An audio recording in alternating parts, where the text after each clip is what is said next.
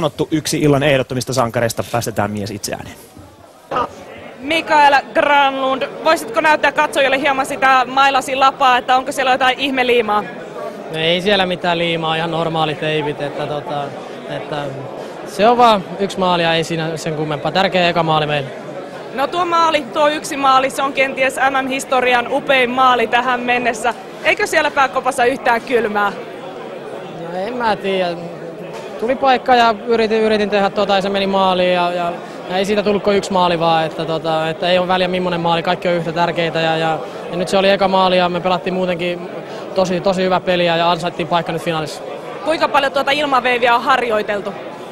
No pienempänä sitä joskus tuli harjoiteltua, mutta eipä sitä nyt viime aikoina hirveänä ole treenattu, että nyt se meni sisään ja ihan kiva juttu. Sanoit tuossa aiemmin turnauksen aikana, että sinulla on muutamia kikkoja mietittynä takataskussa. Tämä taisi olla yksi niistä, mutta missä vaiheessa teit sen ratkaisun, että nyt sitä lähdetään yrittämään?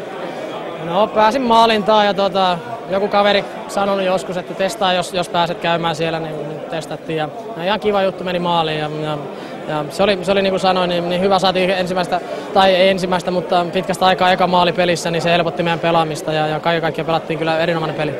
En uskalla kysyä enää paljonko kaveri on sinulle tuosta maalista velkaa, mutta hei, Suomen mestaruus, nyt olisi tarjolla myös maailman mestaruus, miltä tuo kuulostaa?